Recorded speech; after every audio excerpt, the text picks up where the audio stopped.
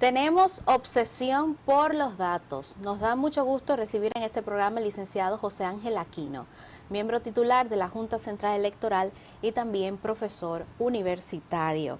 Acaba de publicar un nuevo libro que se llama Elecciones Primarias, la lucha por la nominación presidencial en la República Dominicana. Bienvenido al Verificador. Muchas gracias por la invitación, Gracias.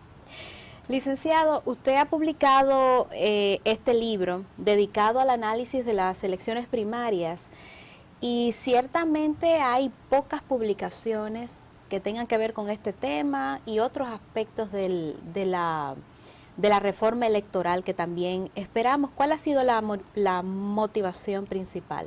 Digamos que la democracia comienza en los partidos y por eso es tan importante analizar la democracia interna. Las elecciones primarias en República Dominicana no surgen cuando surgen los partidos. Primero los partidos políticos trabajan con convenciones y digamos es ya en los 80 que comienzan a realizar sus primeras elecciones primarias. Estos eventos fueron sin ninguna duda una explosión en materia de participación ciudadana. Con el tiempo, sin embargo, se han visto afectados por algunas prácticas políticas que precisamente van en contra de la democracia, como es el clientelismo, como es precisamente el control de las cúpulas de los procesos y en definitiva todo un sistema electoral y un sistema que no permite que haya una equidad en la competencia partidaria al interior de los partidos. Este análisis político electoral que usted hace en este nuevo libro, ¿qué periodos específicamente comprende su análisis? Comprende el periodo de lo que se llama el inicio de la construcción de la democracia en la República Dominicana. Esto comienza con la caída de la dictadura de Trujillo hasta la fecha. El libro termina con el análisis de las últimas elecciones primarias que fueron las realizadas en el año 2011 de cara a las elecciones del año 2012. O sea que en ese sentido está bastante completo y sobre todo se concentra en los tres partidos políticos que han realizado elecciones primarias, que son el PRD, el Partido Reformista Social Cristiano y el Partido de la Liberación Dominicana. Si uno le cuestiona a un dominicano común qué piensa sobre las primarias de estos tres partidos históricos y mayoritarios que tenemos, probablemente respondan convulsión y un problema con el padrón electoral. ¿Usted opinaría lo mismo? Bueno, el problema del padrón electoral ha sido históricamente una de las grandes debilidades de nuestras elecciones primarias, porque nunca hemos tenido padrones electorales, por así decirlo, depurados. En la mayoría de los países los padrones electorales están bajo el control de la autoridad electoral que impide que haya, por ejemplo, doble militancia y que garantiza que el continuum del electorado, es decir, los que tienen derecho a votar, de manera precisa cada candidato sepa quiénes son. En el país, lamentablemente, el PRD, por ejemplo, comienza sus elecciones primarias en el año 1982 y ese padrón electoral se fue permanentemente ampliando hasta ser hoy un padrón semiabierto de varios millones de personas. Lo mismo sucede con el Partido Reformista, que hace su primera elección primaria en el año 1995. Y también con el PLD. El PLD hace su primera elección primaria en el año 2003. Hasta ese momento lo que predominaba en el PRD era el Congreso Elector, un partido de cuadros pequeño, primero con 5 o 7 mil miembros, después con 30 mil miembros. Pero cuando se abre, comienza primero con un padrón de 1 millón de electores y ya hoy tiene un padrón de más de 2 millones de personas. Y la depuración y el seguimiento a ese padrón, ¿la Junta en este caso supervisa o los partidos lo hacen de forma como ellos consideren? No existe precisamente ninguna normativa que nos dé poder a la Junta Central Electoral para supervisar los padrones electorales de los partidos. Y eso es precisamente lo que en muchos casos le quita una gran dosis de credibilidad. Porque si vemos que los tres partidos mayoritarios tienen cada uno 5, 4, 3 millones en sus filas, finalmente hay más personas en los partidos que habitantes en el país. Sí. Entonces, evidentemente, esas son cifras, son datos que no se corresponden con la realidad.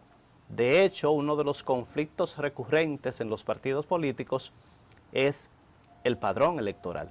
Hay un sector que siempre dice, no, este padrón está abultado, hay gente de otro partido que están aquí que no deben votar, mientras otros dicen, me sacaron una parte de los militantes. Y eso ha sido un elemento que ha llevado a la división, por ejemplo, en el Partido Reformista. 2 procesos de primarias concluyeron en la división, y en el caso del PRD, recuerden que el conflicto que se dio entre los aspirantes Hipólito Mejía y Miguel Vargas se concentró esencialmente en el padrón electoral. A ese punto quería referirme, porque en los últimos años que hemos visto los conflictos internos en el Partido Revolucionario Dominicano, vemos que es precisamente por el padrón, pero hay acusaciones entre los grupos, entre Miguel Vargas Maldonado y el grupo que sigue a Hipólito Mejía, de que en la convención de las primarias hubo una doble participación en el padrón. Es decir, hay militantes que dicen ser que son del PLD, pero están inscritos en el padrón del Partido Revolucionario Dominicano, y así viceversa. Es así, creo que usted Bueno, digamos que sí. En el texto se recoge una crónica periodística de los principales enfrentamientos en cada proceso. Es normal que en una elección primaria haya enfrentamientos, porque en definitiva se está disputando una nominación presidencial, se está disputando el poder. Lo que sí no es apropiado es que no existan reglas claras, y sobre todo que los partidos políticos han perdido la capacidad de arbitrarse. Ya ellos mismos reconocen que no tienen posibilidad de arbitrarse, y tiene que venir entonces un árbitro externo a regularizar esos procesos. Si revisamos América Latina, vemos que en todos los países de América Latina ya el órgano electoral es que tiene el control del padrón, por ejemplo. Y en muchos casos el órgano electoral es el que organiza la elección primaria. Tenemos 4 o 5 países, entre ellos Argentina, Chile, Uruguay, Honduras, donde las primarias son obligatorias. Los partidos que no participan en primarias no pueden presentar candidatos. Y además tienen que sacar un determinado porcentaje. En la propuesta de ley de partidos, nosotros que se sometió al Congreso, no se ha planteado que sean obligatorias, pero sí que estén bajo la tutela de la Junta Central Electoral. Con una normativa de regulación de las primarias, imagino que la Junta va a depurar el padrón de las organizaciones políticas para evitar eso, esa doble militancia. Uno de los elementos que plantea la ley es que sea prohibida la doble militancia. Sabemos que lamentablemente hay muchas personas que se auxilian del clientelismo, entonces se inscriben en un partido no porque crean real y efectivamente en los programas, la ideología de ese partido, sino esperando que le den algún tipo de bonificación para votar. Entonces de lo que se trata es de ir reduciendo esas prácticas clientelares que corroen la esencia misma del sistema democrático, y que si nos vamos a los 80 y todavía en los 90 no eran prácticas tan generalizadas como sí lo son ya en el siglo XXI. Sin duda, sobre todo con el relevo de político. Licenciado, usted analiza también el tema del choque generacional entre los partidos, no solo porque muchas veces se habla del problema generacional y uno piensa en el PRD, pero en el PLD también. Las cúpulas de los partidos tienen mucho poder. Mi pregunta es la siguiente: ¿usted cree que estas cúpulas están obstaculizando el relevo?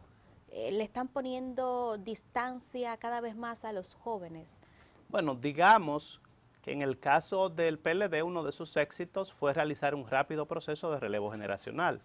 Por ejemplo, cuando sale Bosch, si nos fijamos en quiénes eran los dirigentes que acompañaron a Bosch cuando salió del PLD, nos damos cuenta que en ninguno de esos dirigentes estaban Leonel Fernández ni Danilo Medina, que son los que hoy encabezan las tendencias internas de ese partido.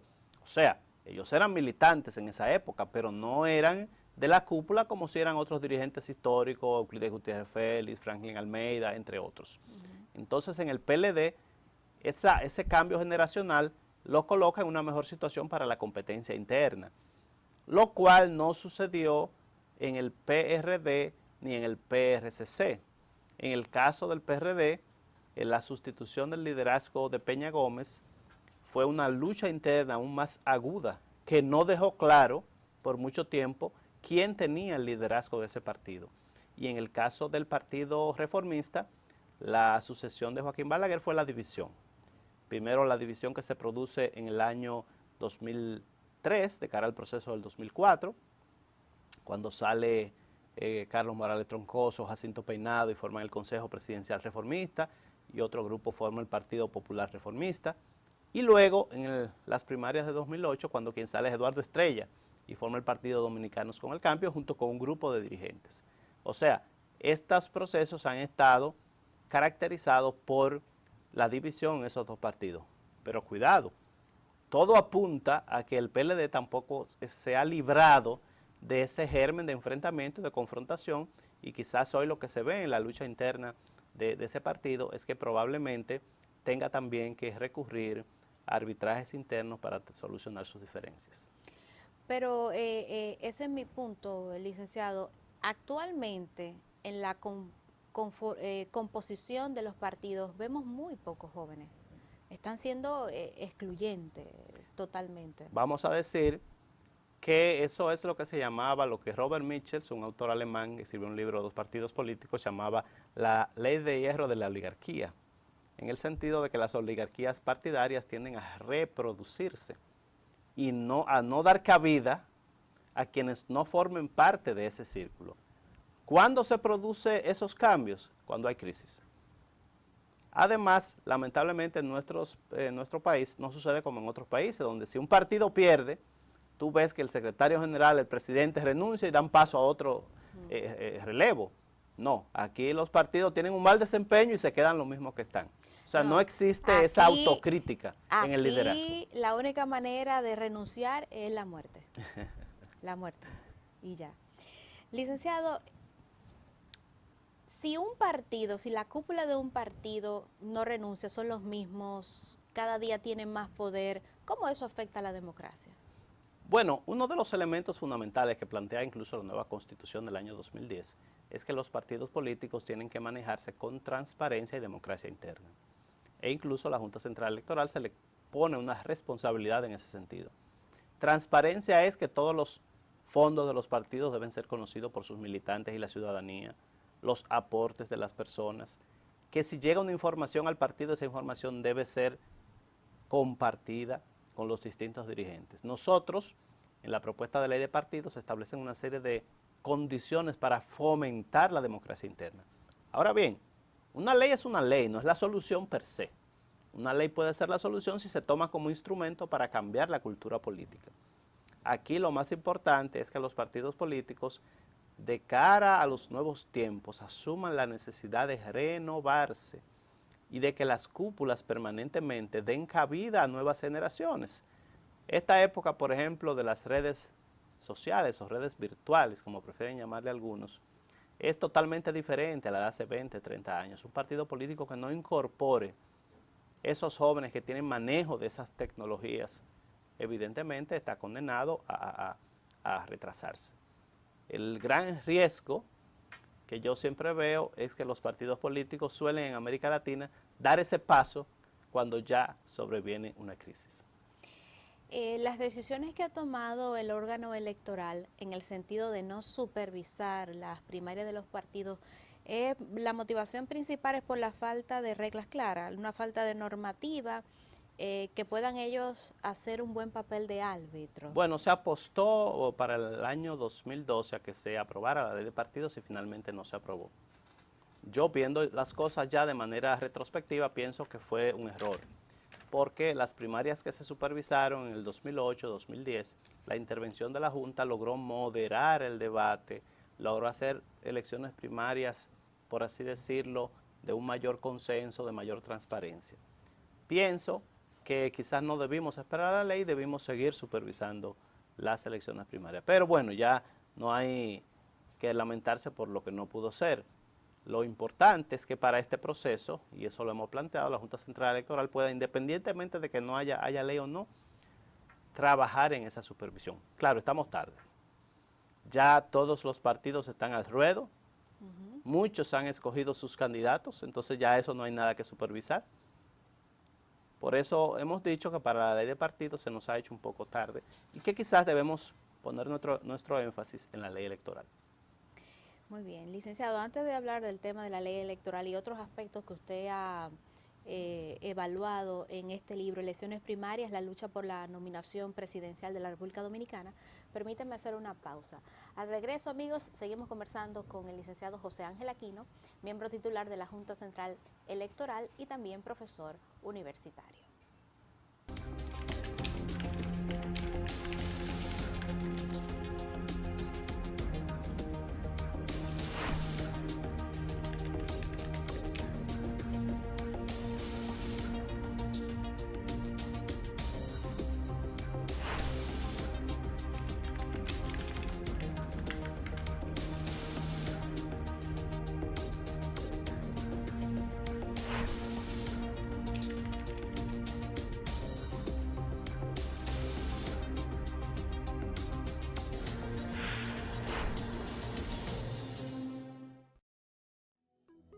Mostremos al mundo lo mejor que hacemos. Industrial Dominicano. Cumplir con las reglas de origen y regulaciones técnicas de los acuerdos de libre comercio garantiza el acceso de tus productos a los mercados internacionales. Es tiempo de hacer negocios. Acércate a nosotros. DICOEX, unificando esfuerzos en la conquista de los mercados mundiales. Ministerio de Industria y Comercio. El país lleva más de 100 años de crisis eléctrica. El gobierno, decidido, ha puesto en marcha un plan integral de 3 ejes para dar una respuesta definitiva, produciendo más energía a bajo costo, modificando la matriz energética, reduciendo las pérdidas y realizando una eficiente gestión. Hacerlo con responsabilidad, transparencia y calidad requiere tiempo. La espera dará frutos, logrando eliminar el obstáculo que frena el desarrollo del país. Corporación Dominicana de Empresas Eléctricas Estatales, CDEE, hacia la solución definitiva.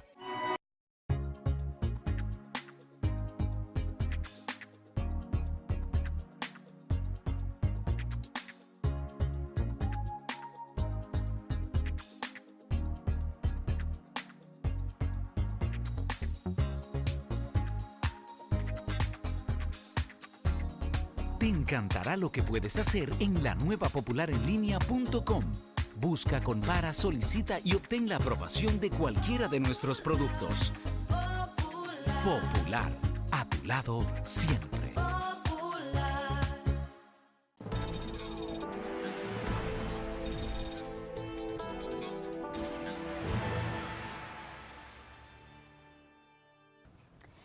Seguimos conversando con el licenciado José Ángel Aquino, miembro titular de la Junta Central Electoral y profesor universitario, que nos está comentando algunos puntos de su última publicación, Elecciones Primarias, la lucha por la nominación presidencial en la República Dominicana.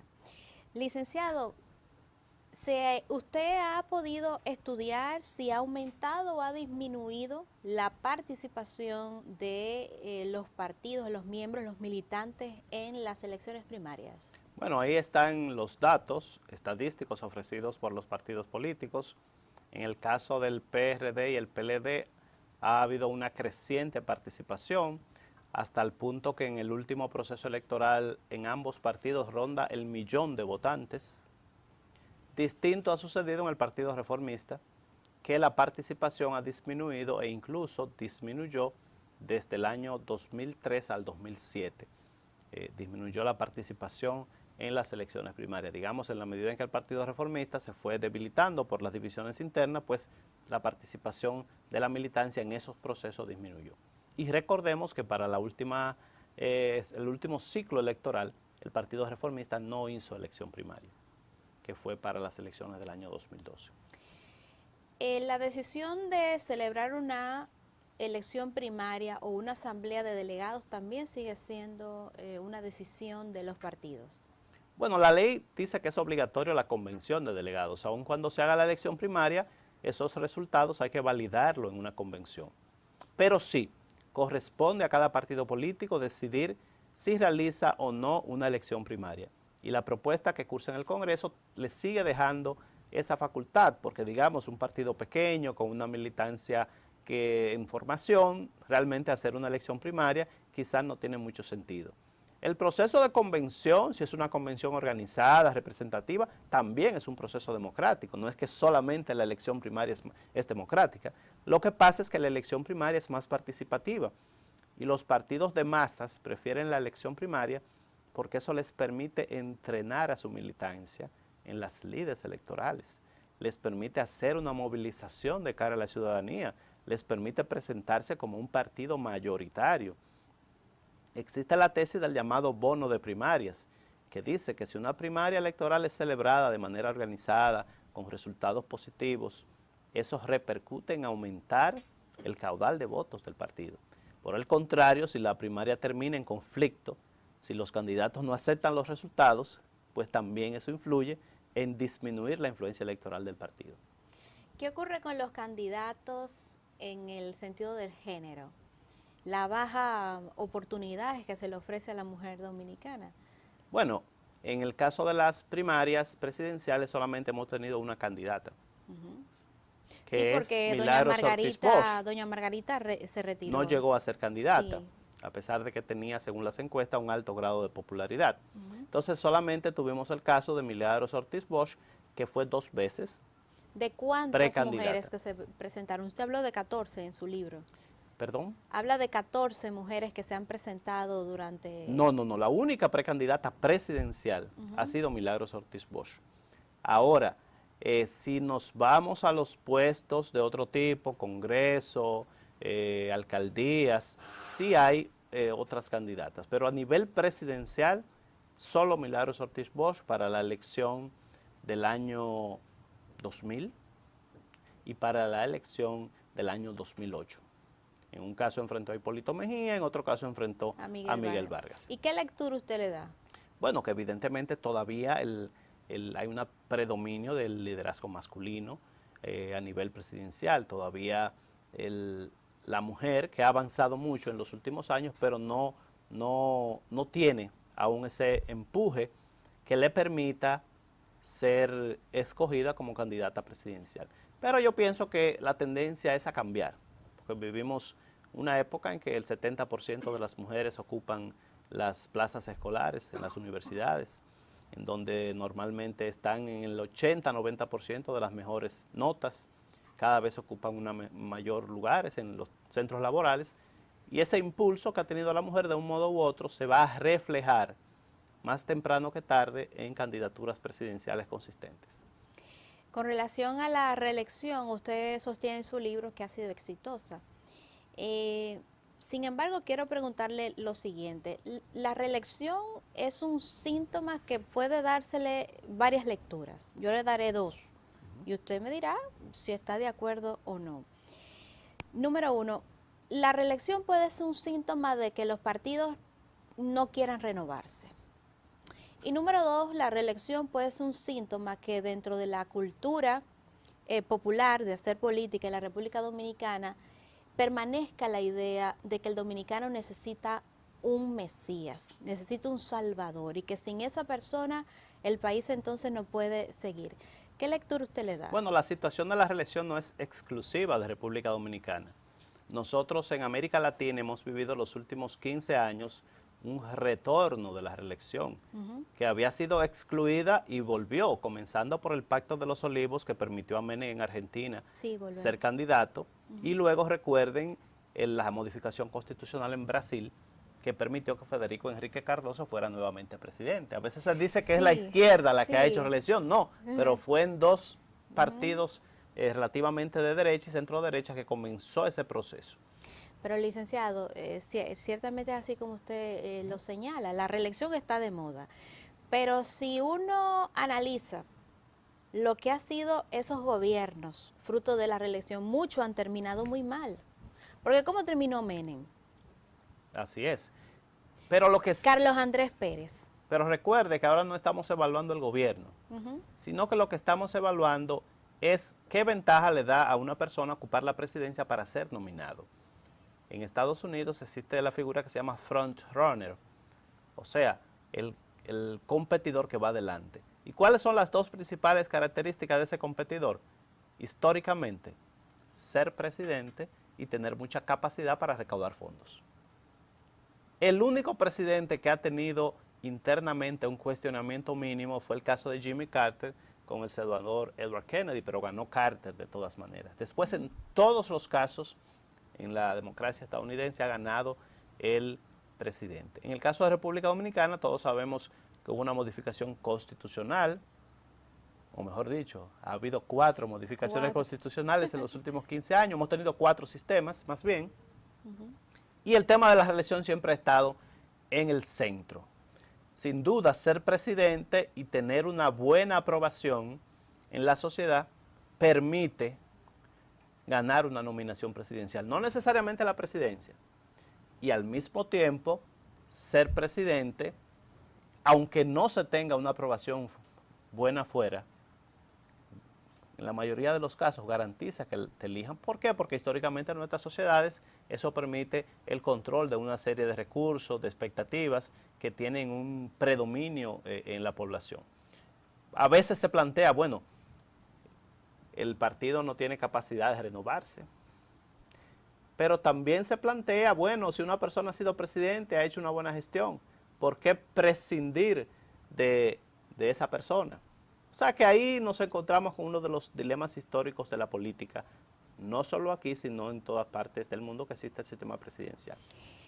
¿Y cuál de las modalidades de la reelección usted se adhiere más? Es decir, ¿le gusta el nunca jamás? ¿Le gusta la reelección consecutiva? ¿Le gusta un periodo por el medio? Porque esas son las 3 modalidades más comunes en la región. Bueno, lo que yo he dicho es que la Junta Central Electoral no debe, y quiero en eso ser consecuente, no debe pronunciarse sobre esos temas. ¿Por qué? Porque esos temas competen al Congreso, competen en caso de que haya algún conflicto a las altas cortes, Tribunal Superior Electoral, Tribunal Constitucional. Y lo que he dicho que si cualquiera de esos organismos toma una decisión en un sentido u otro, a la Junta solo le corresponde ejecutarla. En América Latina se ha producido la introducción de la reelección por 2 vías. O por una reforma constitucional, como ha sucedido en muchos países, Venezuela, Ecuador, por ejemplo, ya mencioné el caso de Argentina y de Brasil, o por una sentencia de un tribunal.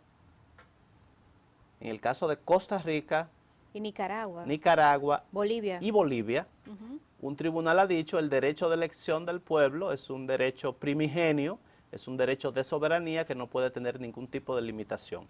Y por eso todas las personas pueden reelegirse si el pueblo lo decide. Pero digamos, nosotros como Junta Central Electoral, es lo que he planteado, no debemos de pronunciarnos sobre eso porque nos toca ser árbitros y nos toca implementar lo que otros órganos decidan. No tenemos, por así decirlo, capacidad de intervenir en ese debate. Muy bien. Licenciado, permítame hacer una nueva pausa. Cuando regresemos, vamos entonces a la parte final de nuestra conversación con el licenciado José Ángel Aquino.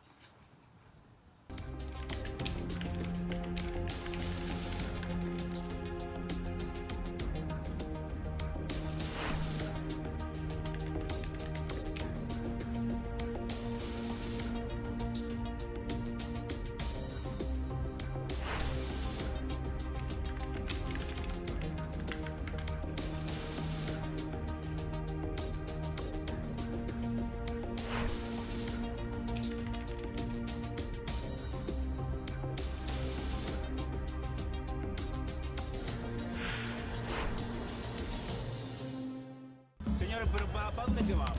Bueno, que lo defiendan. En el sur, este es tu país, solo esperando por ti. Tu país lo tiene todo y todo por descubrir. Más que playas y montañas, alegría y corazón. Donde quiera que tú vayas, disfrutas con pasión. Donde quiera que tú vayas, todo es música y sabor.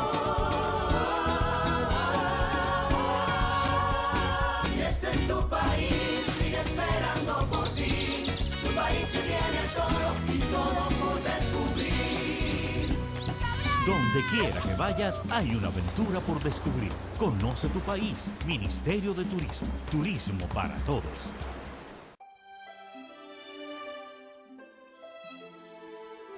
Bueno, mi niño tiene autismo diagnosticado en el Robert Reed. Él cae en el síndrome de Asperger porque es un autismo leve.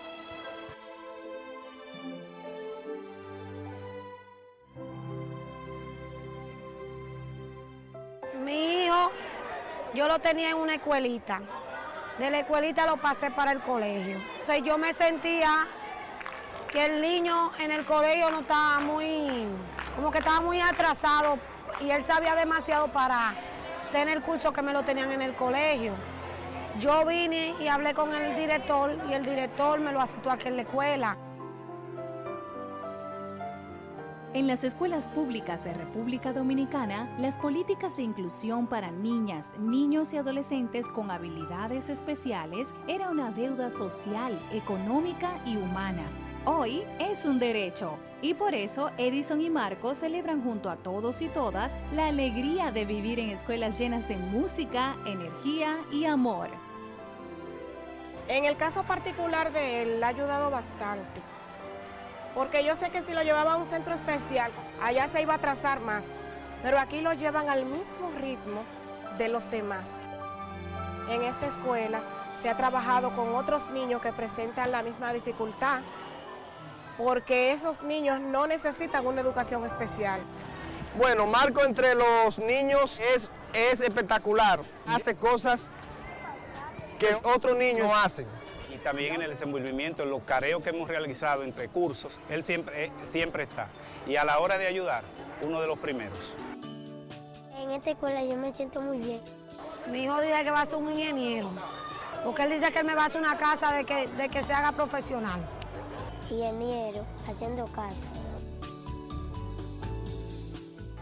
Gracias a las personas del CAP y del Robert Reed, él ha superado bastante. Aquí lo llevan igual que los otros niños. No hay un trato especial para él. Él es uno más del grupo. Una capacidad tremenda que tiene de memoria, porque él le ayuda a la profesora a dar la clase. Le interpreta los cuentos, le saca la moraleja. En el área de música él se destaca mucho, le gusta. Toca guitarra desde pequeñito.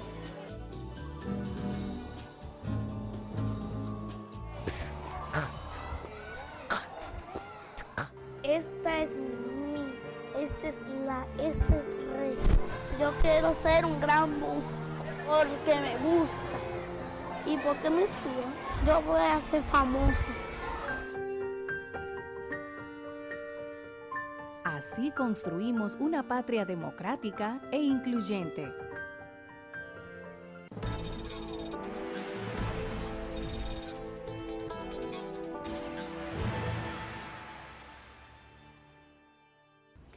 Entramos en la parte final de nuestra conversación con el licenciado José Ángel Aquino, miembro titular de la Junta Central Electoral y profesor universitario, que nos está presentando este libro, Elecciones Primarias, la lucha por la nominación presidencial de la República Dominicana. El libro está en todas las librerías, licenciado. Sí, así es. Muy bien, ahí la gente puede adquirirlo.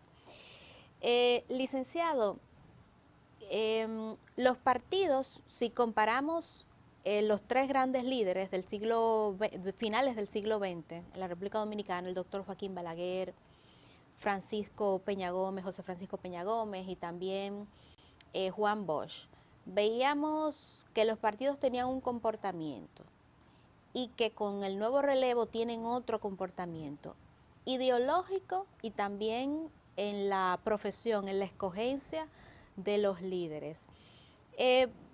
¿Cómo usted explica el cambio ideológico primero para luego analizar el tema de por qué prefieren a los empresarios o prefieren a los profesionales liberales o no? En el caso de los tres, por así decirlo, partidos que han obtenido la mayoría electoral históricamente, vamos a decir, representaron en su época corrientes ideológicas importantes, en el caso del PRD, la socialdemocracia, el PLD, Liberación Nacional, y en el caso del Partido Reformista o el socialcristianismo, o más bien la ideología hispanista conservadora, que en su momento, si bien es cierto que el Partido Reformista era sobre todo una gran maquinaria electoral, pero su líder, que era Joaquín Balaguer, siempre fue portavoz de unos planteamientos ideológicos muy claros. Y digamos, eso permeaba el debate, lo permeó en los 70 y en gran medida en los 80. ¿Qué sucede, digamos, cuando comienza a darse al declive de estos líderes? Pues que los partidos políticos tienden más a ser pragmáticos. En eso influyen mucho varias circunstancias. Tenemos un sistema de doble vuelta. El sistema de doble vuelta castiga la política ideológica y premia la política pragmática, porque usted tiene que llegar a un 50% y para llegar a un 50% usted cada vez va a afirmarse menos en sus ideas y va a tratar de agrupar a gente de derecha y de izquierda. Fíjate que aquí los partidos que han llegado han hecho frentes donde tú encuentras a partidos de distintos signos. Es más, hay partidos que han estado en uno o en otro y han pasado sin ningún tipo de novedad. Es verdad que hoy ya el debate político no se puede ni debe circunscribir a lo de izquierda y derecha, que hay elementos que traspasan esa realidad ideológica, pero lo cierto es que en nuestro país el debate ideológico se ha degradado totalmente, o sea, no lo hay. Sobre la política de las ideas ha sido sustituida por la política de la clientela. Por ejemplo, desapareció el trabajo voluntario, eso con grupos de militantes salían como si fueran testigos de Jehová a vender periódicos y a convencer a la gente casa por casa o a pintar un mural, ya eso hoy no existe. O que a una manifestación todo el mundo iba gastando su dinero, ahora si los partidos hacen una marcha tienen que pagarle una dieta a las personas que van. O sea, estamos en un sistema de partidos que lamentablemente en ese aspecto, creo yo, ha involucionado. Porque es hoy un sistema de partidos menos ideológico y más pragmático. Y en el tema de las profesiones, ahí podemos entonces, como son más pragmáticos, podemos entonces entender que por eso que tenemos empresarios. Bueno, lo que como pasa es que la candidatos. política hoy es muy cara. O sea, hacer actividad política hoy implica una inversión cuantiosa porque lamentablemente no se han regulado las campañas electorales. Y de los tres partidos, el PRD y el Partido Reformista han preferido en los últimos tiempos apoyarse más en líderes empresariales. Sus candidatos han sido líderes empresariales. No sucede así con el PLD. El PLD, aunque es un partido que se abrió a nivel de la cúpula, mantiene todavía cerrado. Y entonces sus candidatos forman todos parte de ese círculo de dirigentes históricos hasta ahora. Digamos, no, los outsiders, las personas de fuera en el PLD han tenido históricamente poca cabida. Lo cual hasta cierto punto es positivo. ¿Por qué? Porque siempre es preferible que las personas que sean candidatos sean políticos profesionales a que sean empresarios o personas de la farándula que eventualmente se enganchan a eso, pero que no tienen la preparación de años en actividad política. Claro, tampoco el PLD ha estado exento de que algunos outsiders sean sus candidatos, en muchos casos con éxito. Licenciado José Ángel Aquino, ha sido un gusto tenerlo esta semana en el programa. ¿Cómo se despide? ¿Qué reflexión final nos deja? Bueno, la reflexión final es que la democracia electoral es sobre todo una democracia de partidos.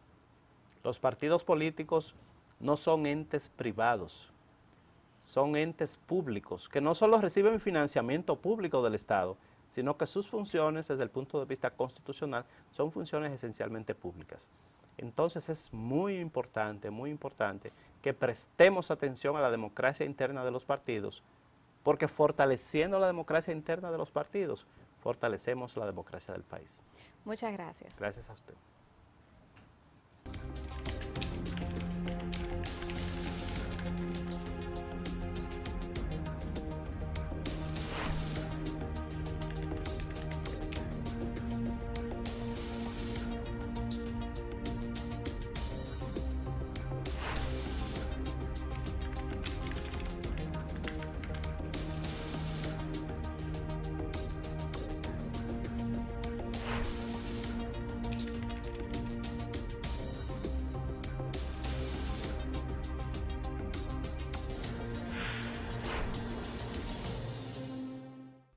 Amigos, gracias por acompañarnos esta semana en El Verificador. Esperamos que este programa haya sido de su agrado. Seguimos en contacto a través de nuestra página web elverificador.com. Ya saben ustedes que yo solamente les presento el dato. Usted es dueño de las opiniones. Hasta la próxima semana.